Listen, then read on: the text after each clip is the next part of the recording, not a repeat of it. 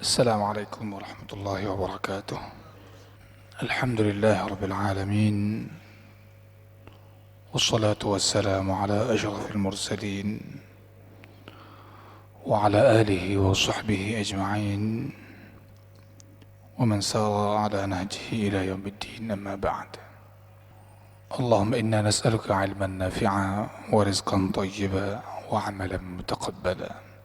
Mudzakarah subuh kita pagi ini adalah suatu fenomena yang sangat banyak terjadi di hari ini, adalah masalah hutang piutang. Hutang piutang dan kaitannya dengan kezaliman. Kita tahu bahwasanya hutang piutang ini memiliki nilai yang mulia.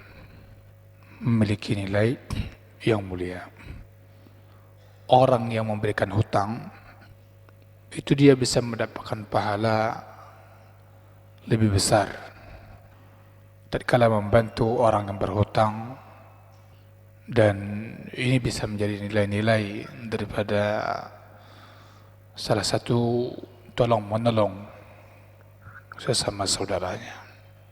Kemudian dari sisi yang lain, hutang piutang menjadi tidak bagus bagi orang yang berhutang jika tujuannya tatkala dia berhutang tujuannya bukan untuk membayar.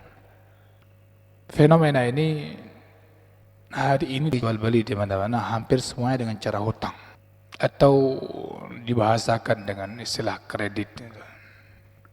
Jual beli kredit itu dasarnya hutang sebenarnya, dan itu boleh. Dan kita tidak membicarakan hukum rinci kredit di sini, tapi ingin saya katakan dasarnya boleh. Walaupun dalam praktek di lapangan hari ini sistem kredit yang berlaku sistem yang tidak boleh. Kredit itu boleh. Dalilnya surah Al-Baqarah ayat yang paling panjang, ya ayyuhalladzina amanu idza tadayantum bidainin ila ajalin. Hutang dengan tangguh waktu itu kredit namanya. Membeli satu barang. Coba yang saya muliakan, sejumlah hadis dan ini pendapat jumhur para ulama membolehkan kredit. Namun titik dasarnya kredit itu adalah hutang. Kita ingin kembali kepada nilai-nilai Islam. Hutang itu bukan anjuran. Hutang itu bukan anjuran. Kita tidak dianjurkan berhutang.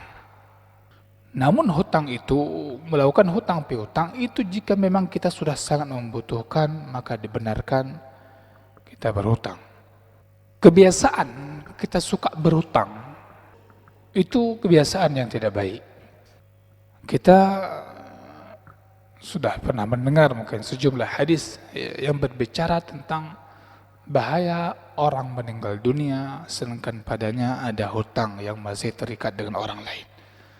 Bagaimana Rasulullah SAW menangguhkan, tidak mensalatkan ada di antara sahabat yang waktu itu tatkala meninggal dunia masih ada hutang, sehingga datang sahabat lain yang melunasinya baru ini. Itu ingin menunjukkan bahaya hutang. Boleh, namun bukan anjuran untuk kita. Zaman hari ini banyak orang terjerat dengan hutang dengan sistem pada kredit tadi yang berlaku, sehingga untuk menutup hutang pada lembaga kredit tadi dia cari hutang pada saudaranya, hutang, sehingga berantai sama si A, sama si B, sama si C, sama si D terus. Coba saya muliakan, akhirnya hidup dia dalam keadaan tidak tenang. Itu di antara dampak yang dirasakan. Besok sini lihat dia nggak nyaman, besok dia datang nagih, mana wacut. Apalagi orang yang berhutang tanpa ada pertimbangan, dia tidak punya penghasilan. Ini kan tambah bunuh diri namanya. Tambah bunuh diri. Kita tanpa sengaja sedang mencampakkan diri kita kepada hal tidak baik. Allah memberikan kelebihan bagi orang yang memberikan hutang. Tatkala orang ini kesulitan membayar, untuk diberikan tangguh, memberikan waktu. Dan seandainya pun sudah fatal sekali, ya seandainya dimaafkan, itu kebaikan bagi yang memberi hutang. Tapi kan nih wewenang si pemberi hutang. Ini seringkali dimanfaatkan oleh orang berhutang, maafkan sajalah. Padahal wa in kana dzu 'usratin fanadhatun ila maisarah, itu adab bagi orang berikan hutang. Allah ajarkan. Andaikan kita punya orang berhutang pada kita, dia masih kesulitan, berikan tangguh sampai dia mampu membayar. Jemaah yang saya muliakan, saya ingin tekankan pembahasan ini adalah pada titik kezaliman. Maka dalam berhutang ini kadang ada unsur kezalimannya. Unsur kezaliman. Satu sisi sering dilakukan kezaliman oleh orang berikan hutang dengan memberikan bunga. Satu sisi yang lain dilakukan kezaliman oleh orang yang berhutang. Orang berhutang ini melakukan kezaliman.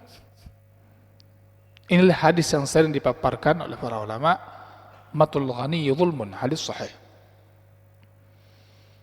Bahwa saya menunda-nunda membayar hutang padahal dia mampu.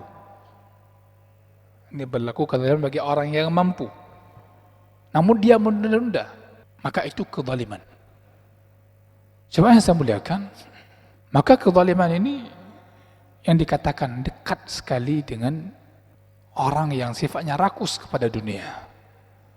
Sehingga orang yang zalim ini pun dia punya sifat kikir. Sudah menunda-nunda, kenapa? Karena dia punya kikir, padahal harta bukan harta dia.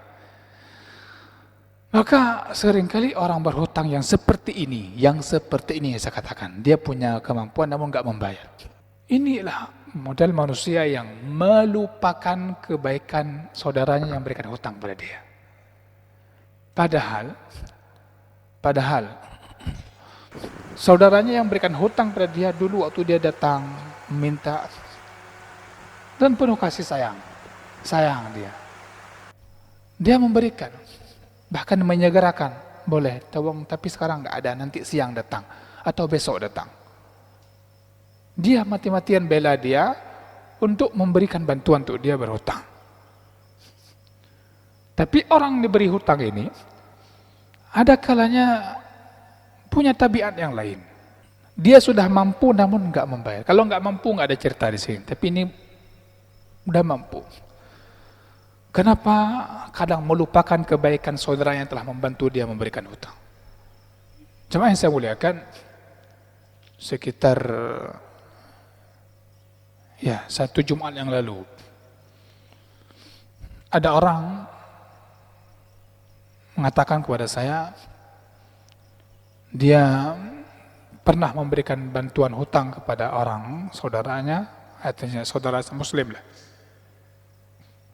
sudah mencapai sampai 150 juta. Orang yang diberikan hutang ini dia mampu, dia punya ruko sekian muka, dia punya ini, sampai sekarang tidak mau bayar. Sehingga orang ini bertanya, bagaimana nih Ustaz? Saya bilang, sudah dipastikan, dinasihati, diminta, ditelepon pun gak diangkat Ustaz sekarang. Jemaah yang saya muliakan, ini sungguh bukan satu perilaku yang baik jika memang mampu dia membayar namun tidak membayar, apalagi lari daripada tuannya. Maka kezaliman itu satu masalah, tidak membayar hutang juga satu masalah. Maka oleh karena itulah kita selaku seorang muslim yang penting saling mengingatkan, mari kita coba ingat-ingat, mungkin kita ini punya hutang bukan sama orang. Ada orang, dia telah memberikan hutang, bukan dia enggak tegur kita, tapi kadang sayang kadang sama kita. Diharap-harapkan bah bertingat leh, pajan tengah. Kadang tanya tegur ke hana mangat. Sudah kita bantu dia, mau tegur, hai kamu punya hutang, ke hana mangat leh. Banyak orang Alah ana mangat. Bagi na utang kita makan. Pah orang meninggal ke meja nadah ke masjid. Nya yang kakak na pampun kan na pemaah. Kakak jamaah lain ka dan teman dom. Kayaknya tirau ana urji galam. Di unsur enggak mangat. Mungkin na utang kalau ada utang putang ketemu dengan pihak keluarga. Alah ana mangat nagai. Nanti pegah lahnya kan dia peglah juga deh. Jadi ada unsur-unsur kaji hana mangat beglah gitu. Ya, kita naudzubillah min dzalik jemaah saya muliakan. Ya, mudah-mudahan ini tidak terjadi pada kita dan jika pun hal ini terjadi sama kita ya, sama saudara kita, keluarga kita mungkin saling kita ingatkan ya, negara ini terlepas. Hari ini naudzubillah min dzalik manusia hidup dengan hutang. Ya, padahal kita disuruh pelindung oleh Rasulullah daripada hutang. Karena menghutang suka biasa berhutang ini merupakan hal yang menghinakan diri kita. Allahumma inni a'udzubika min ghalabatid daini wa qahrir rijal. Itu ada doa pagi petang. Kita berlindung kepada Allah daripada hutang itu. Dikuasai oleh orang yang memberikan hutang kita. Kalau lihat satu negara yang banyak hutang, nggak ada wibawa dia, nggak suas mana, nggak tahu semua kita. Sebaliknya negara yang nggak berhutang, bahkan yang memberi hutang pada satu negara yang lain, dia bisa semena-mena terhadap negara yang berhutang, diatur semuanya. Maka saya pernah ingat, pernah baca dulu, pernah ada menyampaikan dulu. Dan mungkin sampai hari ini, bagaimana negeri Sudan itu yang terkesan dia miskin, Pak. Sudan. Namun dia punya wibawa. Punya wibawa. Dia enggak hutang sana sini. Apalagi sama Amerika, enggak. Sudan itu dulu tahun 2000 saya punya kawan kuliah di sana. Tahun 2001, 2002. Katanya kalau kereta api itu kita tertinggal bisa kejar, Pak. Takei lo nak doi julen, tu nilik kata apa merumpok lo. Begitulah. Itu air-air yang kita anggap itu orang cuci tangan. Itu rupanya orang air minum. Kalau sekarang udah lebih bagus. Tapi mereka punya wibawa. Orang miskin pergi ke mana-mana nggak punya utang kan bebas dia. Tapi orang bergaya kaya tapi berutang nggak enak, nggak nyaman dia. Emang begitu. Allah Subhanahu Wa Taala tidak menjadikan orang mulia pada hutang.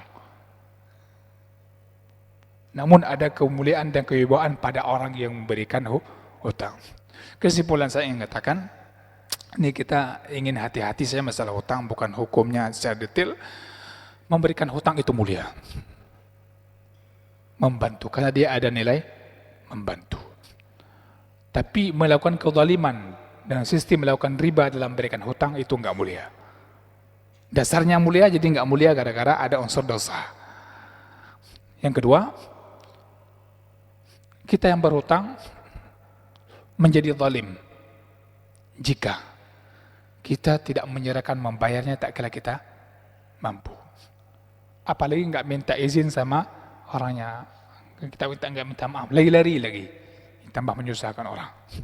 Dan ingat, doa orang yang terzalimi mustajab di sisi Allah Ta'ala. Doa orang yang terzalimi mustajab di sisi Allah Ta'ala. Hadisnya akan kita bahas pertemuan malam ke depan. Jadi ini bahaya. Udah kita berutang, kemudian orang itu enggak kita bayar hutang, dia merasa terzalimi, dia berdoa kepada Allah dengan doa macam-macam, terus kita tambah binasa kita. Yang ketiga, ingat hutang itu urusannya bukan hanya dunia, tapi bisa berdampak sampai ke urusan akhirat kita. Yang keempat, tawakallah kepada Allah dengan terus berusaha dan merasa cukup dengan apa yang Allah berikan, agar kita tidak terjerat dengan hidup sistem hutang berhutang. Ya. Dan jika pun kita berhutang, niatlah untuk mudah membayarnya Dan Allah Subhanahu wa Ta'ala akan memudahkan kita untuk membayarnya. Jika kita niat tatkala berhutang, nanti akan saya bayar, dengan tujuan kita berhutang pun untuk membayar, maka Allah Subhanahu wa Ta'ala akan bantu kita mudah membayarnya. Dan itu terjadi. Ya, Allah akan bantu dia untuk mudah membayarnya. Mudah-mudahan hari ini kita bukan orang yang dikenal dengan suka berhutang, namun sebaliknya mudah-mudahan dikenal dengan orang yang mudah membantu saudaranya. Dan mudah-mudahan dari peci kita, dari sampai sepatu kita bukan hutang, karena ada orang yang dari atasnya sampai ke bawah hutang, yang dinaik pun hutang. Ya, la haula wala quwata illa billah. Di mana bisa bangga, di mana senang hidupnya? Ya, dari atas sampai bawah, sampai isi bensinnya pun hutang. La ilaha illallah. Mudah-mudahan ya Allah selamatkan kita, amin ya rabbal alamin. Subhanakallah bihamdi, asyhadu an la ilaha illa anta, astaghfiruka wa atubu ilaik. Sallallahu wasallam ala nabiyyina Muhammad. Wassalamu alaikum warahmatullahi wabarakatuh.